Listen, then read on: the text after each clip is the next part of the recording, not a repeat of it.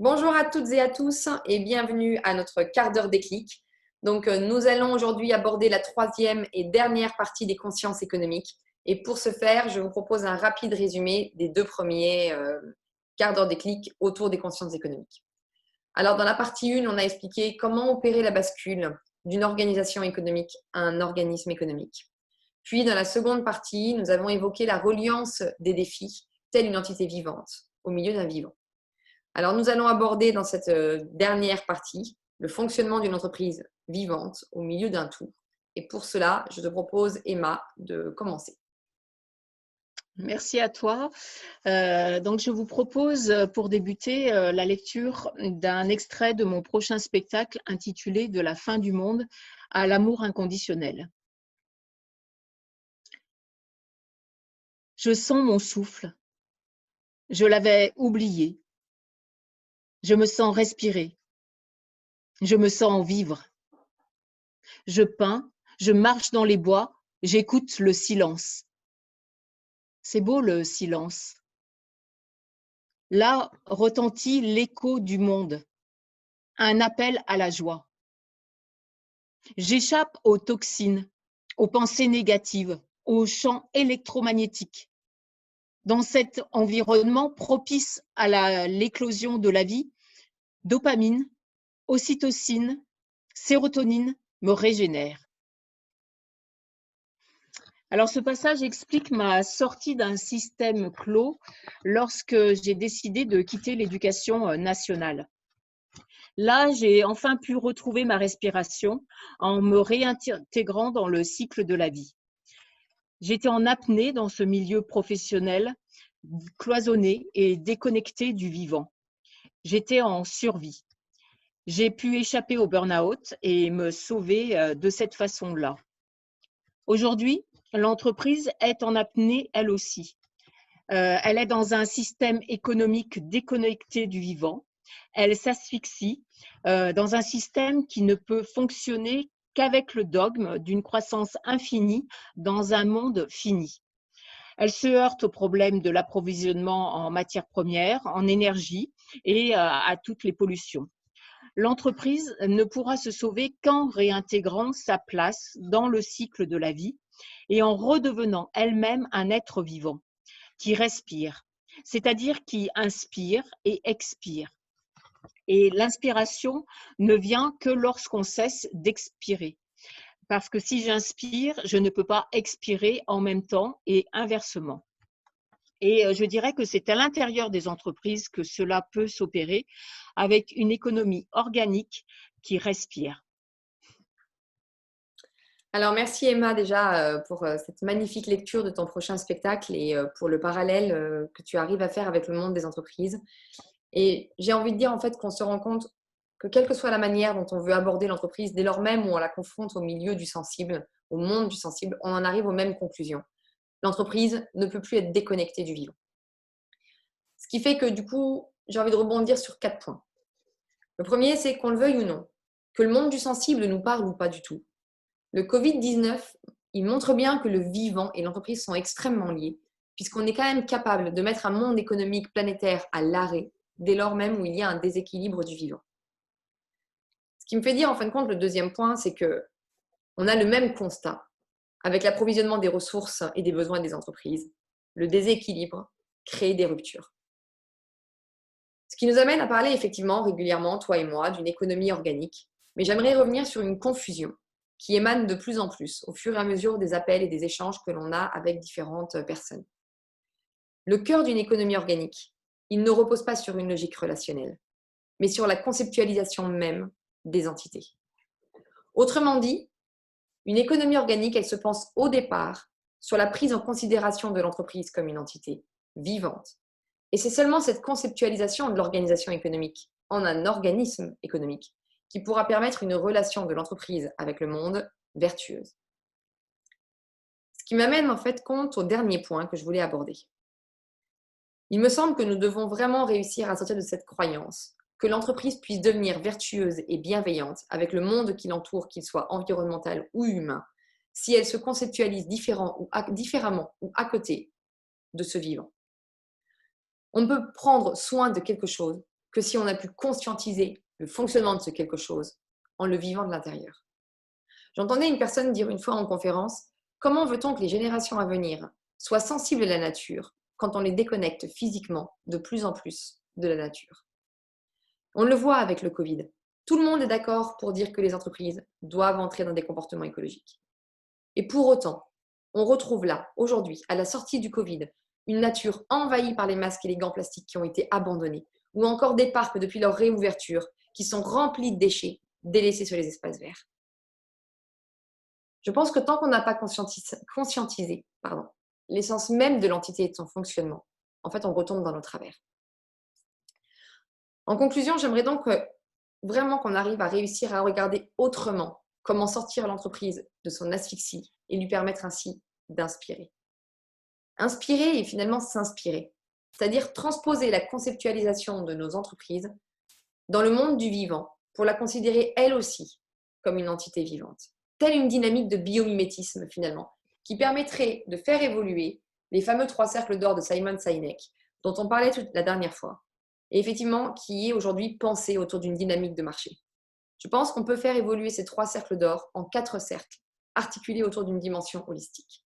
Donc pour ce faire, je vais vous montrer un schéma qu'on avait déjà partagé, il me semble, mais que je vais remettre. Parce qu'il dit en fin de compte que l'entreprise, si on accepte de la traiter comme une entité vivante, on peut revenir à sa source et toucher à son essence. Son essence dont il va par la suite s'aligner une intelligence émotionnelle, une intelligence intellectuelle et des réalisations.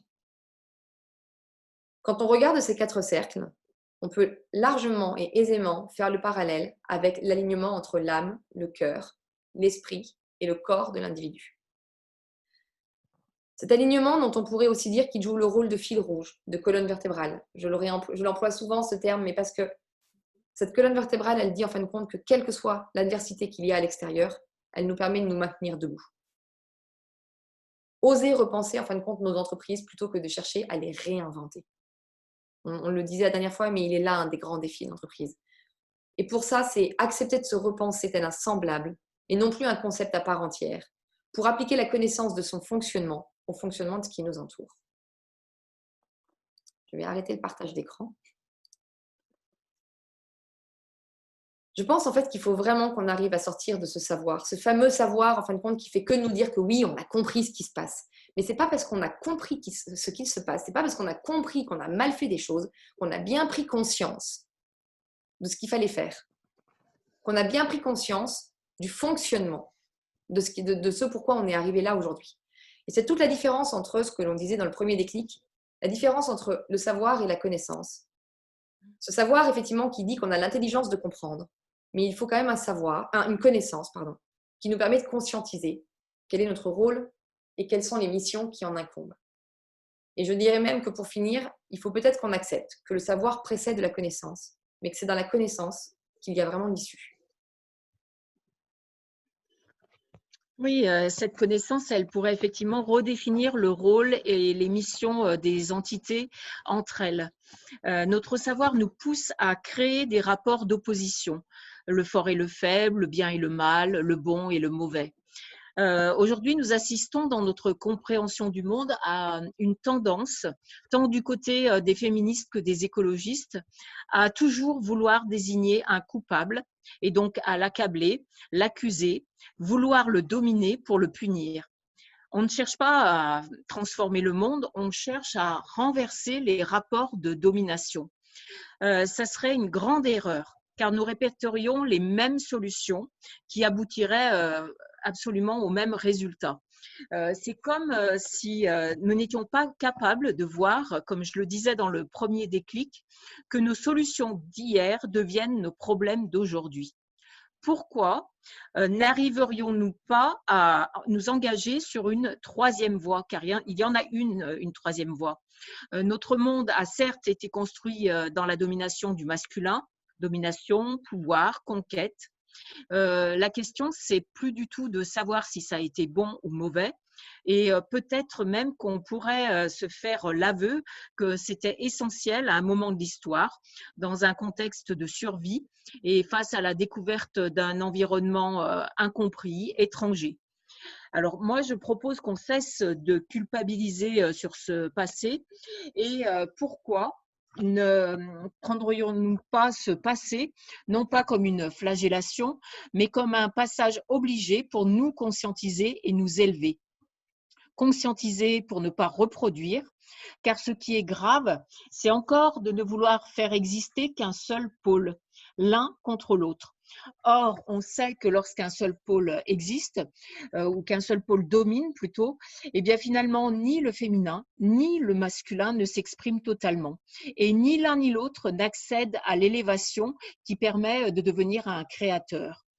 Moi, je pense que la condition sine qua non pour que chacun accède à son pouvoir créateur et donc pouvoir enfin quitter cette fâcheuse survie, eh bien, ça consiste à cette fâcheuse survie qui consiste à s'accaparer le pouvoir créateur d'autrui, eh bien, ça serait de faire vivre les deux vibrations, masculin et féminin.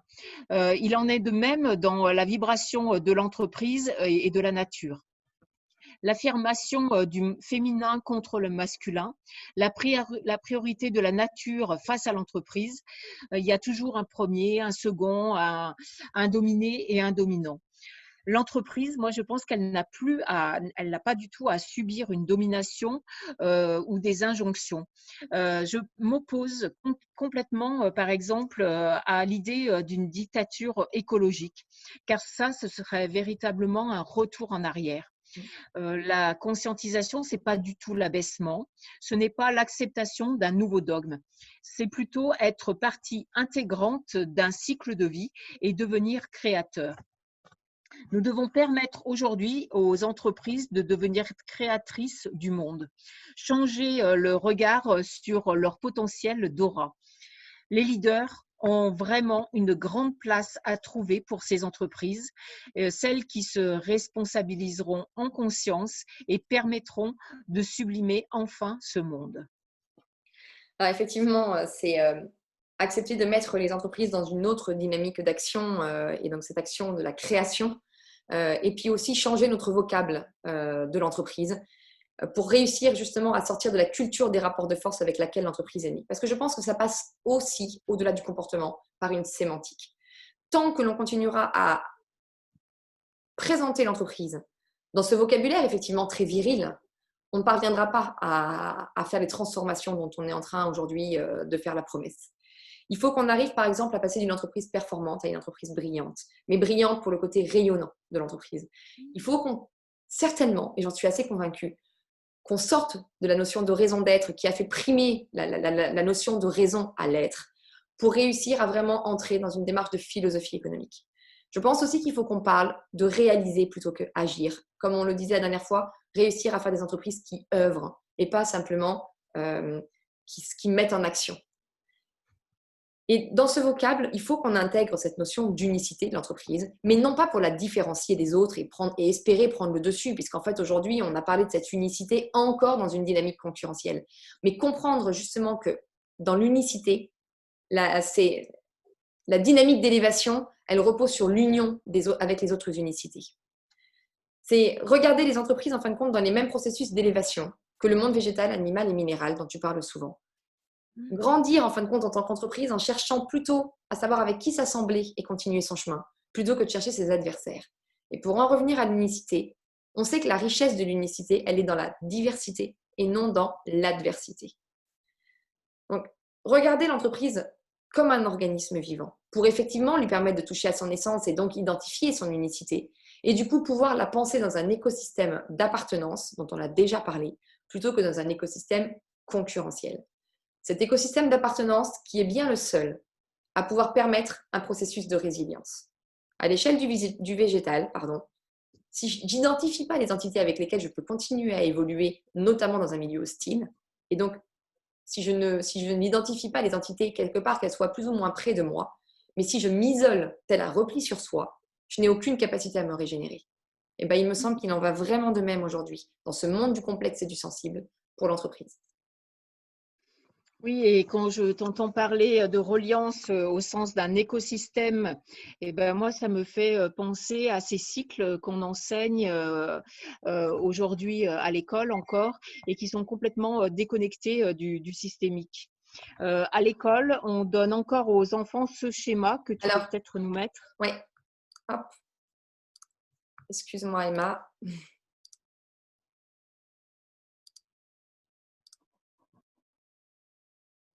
C'est Je bon? pense que beaucoup de, ouais, ouais. Je pense que beaucoup de gens connaissent ce schéma qui circule dans toutes les écoles. On le donne aux enfants pour apprendre le cycle de l'eau. Et je voudrais faire remarquer que l'homme, la société humaine, le monde de l'entreprise, sont totalement absents de ce schéma, alors qu'ils en sont une partie intégrante. Avec ce schéma, cette croyance que nous faisons passer pour une vérité, eh bien finalement, nous offrons aux enfants une vision dans laquelle l'homme est absent et donc déconnecté du vivant. Pourtant, entrer dans la systémique, c'est vraiment comprendre que l'élément eau est présent partout. Il est élément de vie. Le cycle de l'eau ne peut être centré sur l'eau toute seule. Concrètement, notre corps ingère l'eau et le réinjecte dans le cycle, comme les animaux, les végétaux. Cela induit donc deux points. À l'échelle micro, on peut se demander quelle eau nous ingérons pour nourrir nos cellules, quelle est sa qualité, quelle est sa fréquence de vitalité, quel est son pH. Et au niveau macro, quelle eau injectons-nous dans le cycle après passage dans notre corps? On connaît bien aujourd'hui, par exemple, les effets causés par les contraceptifs, les médicaments chimiques que l'on retrouve dans les rivières et qui ont un effet sur les poissons au niveau de leur système hormonal et notamment leur système de reproduction. Que ce soit l'eau utilisée par l'industrie ou celle utilisée par le monde agricole, cette eau devrait sortir aussi pure et vivante que lorsqu'elle entre dans ces organisations que nous devons absolument désormais concevoir aujourd'hui comme des organismes vivants. Comment pouvons-nous parvenir à faire partie intégrante du cycle tout en nous laissant traverser par les éléments sans les dégrader? Les végétaux, par exemple, ne produisent aucun déchet et parviennent à filtrer l'eau. Et moi, je pense que nous avons vraiment à nous inspirer de la nature pour parvenir à cette régénération. Et je rappelle que l'artiste, lui, se laisse traverser par le monde et il parvient même à le sublimer.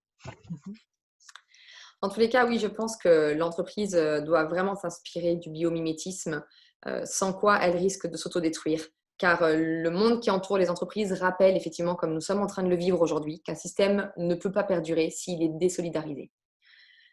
On m'a approché récemment en parlant de la paix économique. Et oui, je pense que la guerre économique peut se substituer à la paix économique. Mais pour cela, effectivement, il va falloir accepter à la fois de réviser nos schémas mentaux, mais accepter aussi, comme tu viens de le dire là, qu'avec l'homme et l'eau, que l'entreprise, elle est le trait d'union entre une dimension micro, qui est l'homme, et une dimension macro, qui est le monde qui l'entoure, et effectivement, telle une entité vivante au carrefour d'un ensemble de semblables. Voilà, Emma, ce que je voulais rajouter sur ta dernière intervention. Est-ce que tu as encore des choses que tu souhaiterais rajouter ou Non, je te remercie infiniment et je te D'accord. laisse terminer. Donc, si ça vous a plu, vous le savez, aimez, continuez à réagir comme vous le faites, partagez. Pour ceux qui ne le sont pas encore, abonnez-vous et puis cliquez sur la cloche pardon, pour recevoir les notifications. Merci beaucoup et à bientôt pour le prochain quart d'heure déclic. Au revoir.